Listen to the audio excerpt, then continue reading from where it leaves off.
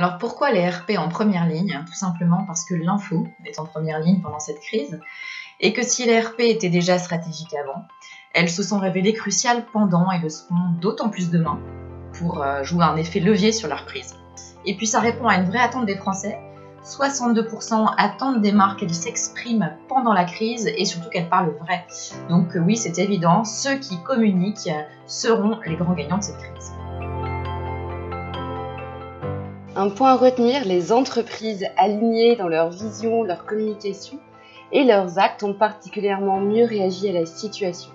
Le storytelling a cédé sa place au storydoing. On est passé de la parole aux actes. Les entreprises ont protégé et équipé concrètement leurs équipes, leurs clients, les citoyens. On pense à Decathlon, son masque, Noroto et ses ateliers de réparation pour les soignants, Leroy Merlin et son drive de première nécessité, Kiabi et son don aux futures mamans, Damar mobilisé dans la confection des masques. Just doing, sans vernis. Conséquence directe, les dirigeants et dirigeantes sont montés au front et ont pris la parole dans les médias et les réseaux sociaux. Ils ont rassuré et partagé leur vision. C'est un véritable progrès dans la culture communication française. Il faut continuer, c'est essentiel et stratégique. Autre point à retenir, la période qui nous attend ouvre l'ère des RP à la fois encore plus innovante, sans limite grâce à la créativité offerte par des nouvelles technos, et à la fois frugale, qui feront mieux avec moins. Sans oublier des RP porteuses de messages optimistes et positifs, il y a aussi des bonnes nouvelles à partager.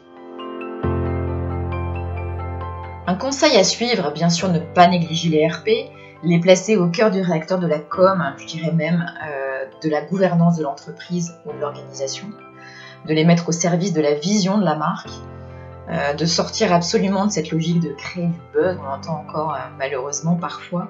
C'est pas la raison d'être des RP, la raison d'être des RP, c'est générer de la visibilité, bien sûr, de l'influence, mais aussi et surtout de façonner l'image de l'entreprise et de protéger sa réputation. Eric Orsena disait il y a quelques semaines, cette crise, c'est la maladie du court-termisme. Eh bien, cette sonnette d'alarme, elle nous invite tous à remettre à plat le prisme des KPIs que nous imposent les logiques financières, comme il est nécessaire finalement de repenser le concept même de rentabilité. Il est temps de considérer la com et les RP non pas comme une charge, mais bien comme un investissement stratégique pour demain. Un conseil à suivre, la période de transition qui s'ouvre va vraiment libérer les tensions nées de cette crise. La communication de crise est aujourd'hui le new normal. Il y aura des crises dans la crise, il faut être prêt. Et les RP ont évidemment un rôle stratégique et fondamental à jouer.